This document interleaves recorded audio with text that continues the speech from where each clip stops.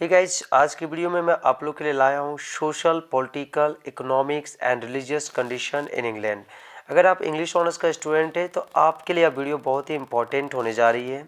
But मैं सबसे पहले जेफरी चौसर के बारे में बताना चाहूँगा, क्योंकि Geoffrey Chaucer is known as the father of English literature और इंग्लिश पोइट्री के पिता के नाम से जेफरी चौसर को जाना जाता है। 1343 और 1450 के बीच के पीरियड को एज ऑफ चौसर के रूप में जाना जाता है। Chaucer is the first significant period in the literary history of England and it marks the beginning of a new era, new language and new literature. तो इंग्लिश लिटरेचर का सारा क्रेडिट जेफरी चौसर को ही जाता है। The age of Chaucer was an age of transition. Chaucer का जो युग था वो संक्रमण का युग था। This transition implies a shift from the medieval to the modern. और यह जो संक्रमण है वो मध्यकालीन से आधुनिक में बदलाव का एक बहुत बड़ा प्रतीक है। Although some modern elements were coming into force at mostly the age of unscientific superstition, chivalrous, religious minded and backward in most respect। हालांकि कुछ आधुनिक तत्व अस्तित्व में आ रहे थे, फिर भी अधिकांश युग अवैज्ञानिक, अंधविश्वास, शिष्ट, धार्मिक प्रवृत्ति और अधिकांश दृष्टि से पिछड़ा हुआ था। The 14th century was the start of the movement towards the modernism। और जो 14वीं सदी आधुनिकता की ओर आंदोलन की एक बहुत बड़ी शुरुआत थी। So 14th century was an age of glaring social contrast and rapid social change।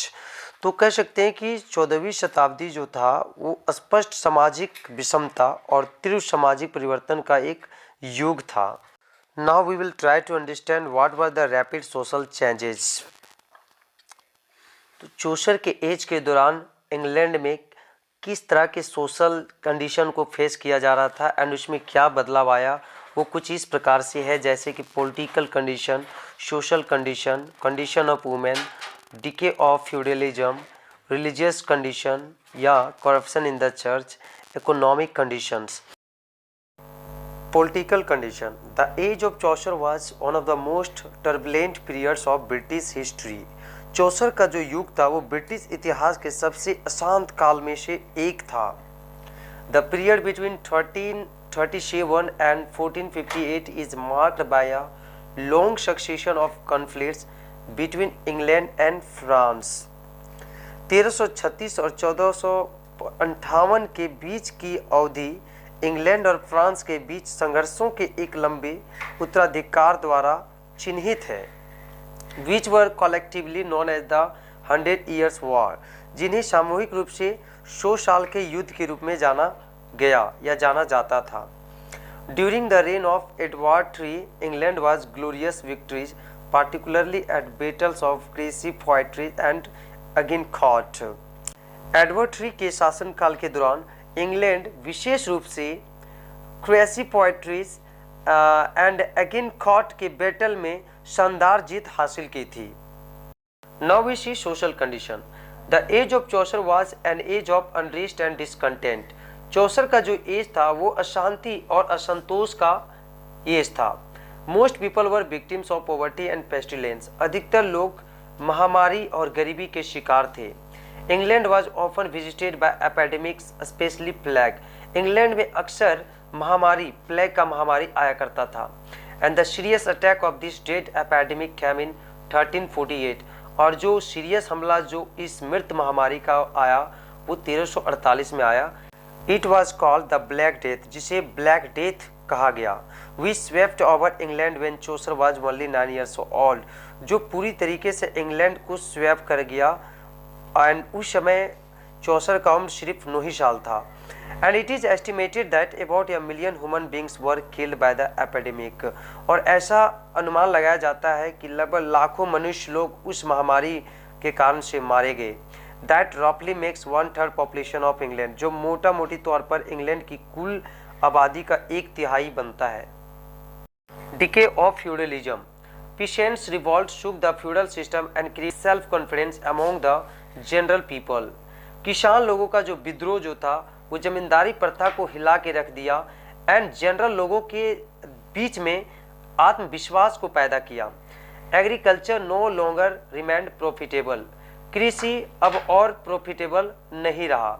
अतः mark the beginning of the end of the feudal system. अतः जमींदारी प्रथा का मतलब समाप्ति का शुरुआत हो गया। Peasants began to keep sheep and sell sheep's wool. किसान लोग भेड़ पालना शुरू कर दिए एंड भेड़ का जो ऊन था उसे बेचना शुरू कर दिए। Thus they could amass coins enough to buy their freedom. अतः वो ढेर सारे सिक्के अब कमा सकते थे, जमा कर सकते थे अपनी आज़ादी को बाय करने के लिए। Condition of women. Women were inferior to man. औरतें पुरुष से कम थी। Most of the women of the lower section were illiterate. जो अधिकतर औरतें थी लोअर सेक्शन का वो अशिक्षित थी, अनपढ़ थी। Only aristocratic ladies enjoyed power and facilities. सिर्फ बड़े घराने की जो औरतें थी वही पावर और फैसिलिटियों का आनंद लेती थी। Child marriage was also in Vogue among the rich and wealthy person. बाल विवाह भी अमीर लोगों के बीच में और धनी लोगों के बीच में प्रचलित था। डोरी वॉज इन प्रैक्टिस। दहेज प्रथा भी प्रैक्टिस में था। And girls were often sold. लड़कियों को अक्सर बेचा जाता था। But both man and women were fond of jewels. लेकिन जो पुरुष और औरतें जो दोनों थे वो आभूषण वगैरह का शौकीन थे एंड वो आभूषणों को अपने पैरों में पहनना अधिक पसंद करते थे। तो ऐसा था सिचुएशन उस समय औरतों का। Religious condition, corruption in the church. In the age of Chaucer, the church became a place of corruption, profligacy and materialism. चौसर के युग में चर्च करप्शन, फिजूलखर्ची और भौतिकतावाद का एक स्थान बन गया। Most of the clergy man were fond of wine, wealth and woman. अधिकतर बड़े पादरी के लोग जो थे वो शराब के शौकीन थे एंड धन के शौकीन थे, यहाँ तक औरतें का भी शौकीन थे। They didn't devote themselves to religious meditation. वो धार्मिक पूजा पाठ पे अपने आप को समर्पित नहीं करते थे। The monk, the friar and the summoner lived a worldly life. ये एक वर्ल्डली जीवन जीते थे, मतलब संसारिक जीवन जीते थे। Hence there was necessity to bring reform in the church. अतः चर्च में रिफॉर्म लाने की जरूरत था। The people were intensely annoyed. लोग काफ़ी ज़्यादा नाराज थे with these religious group people. इन सभी धार्मिक समुदाय के लोगों से। They raise their voices against the miserable condition of the church. वे चर्च के दयनीय स्थिति के खिलाफ आवाज़ भी उठाए। तो ऐसा था कंडीशन चौसर के युग के दौरान इंग्लैंड में। आगे economic condition. For the first time in history the age of Chaucer witnessed the rise of the rich and prosperous merchants and tradesman. इतिहास में पहली बार चौसर के युग में अमीर और असमृद्ध व्यापारी यानी मर्चेंट्स और ट्रेड्समैन का उदय हुआ। They set up a splendid business with European countries. वे यूरोपियन कंट्रीज के साथ शानदार बिजनेस को सेटअप किया। They lay down the foundation of England's industrial prosperity. उन्होंने इंग्लैंड की औद्योगिक समृद्धि की नींव रखी। Small traders and handicraft man like the carpenter, the weaver and the dyer grew in power. छोटे छोटे व्यापारी एंड हैंडीक्राफ्ट मैन्स जैसे कि कारपेंटर, वीवर्स एंड डायर्स, ये सभी शक्ति में आ गए, इन्हें पावर मिल गया। And thus this new one and prosperous merchants class shook the very foundation of the feudal system. अतः इस प्रकार से इस नए और असमृद्ध व्यापारी वर्ग ने सामंती व्यवस्था की नींव को ही हिला के रख दिया।